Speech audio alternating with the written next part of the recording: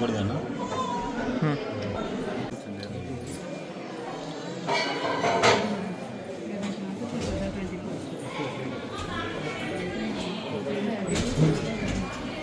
ఇవన్నీ ఎక్స్పైర్డ్ అయిపోయినాయా డాక్టర్ గారు?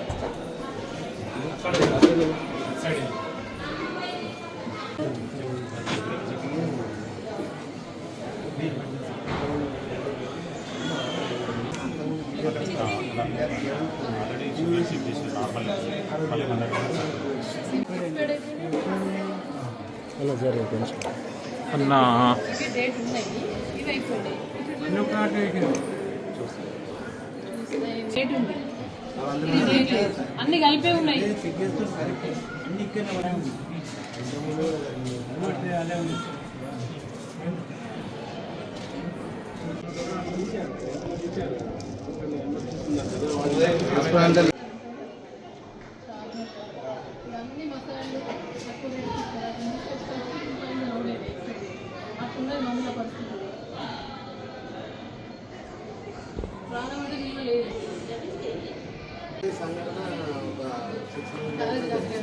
ఎవరైనా సిస్టమ్ ఇచ్చి డేట్ అయిపోయినాయి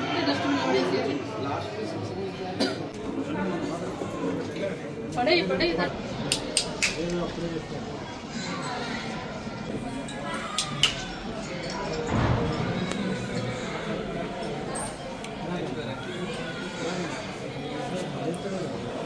మెయింటైన్ చేసే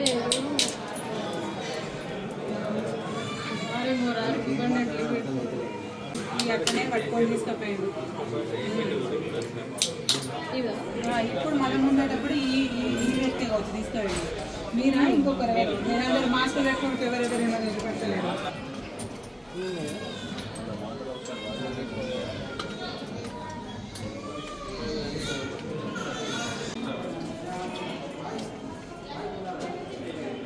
ఫార్మసిస్ట్ లేడా? ఇప్పుడు ఏమేమి డ్రగ్స్ వచ్చినాయి, మనకి ఏమేమి మెడిసిన్ ఉన్నాయి, ఇంకేం కావాలి, అయిపోయింది రిజిస్టర్ మెయింటైన్ చేస్తారు. ఎక్కడ ఉంటుంది?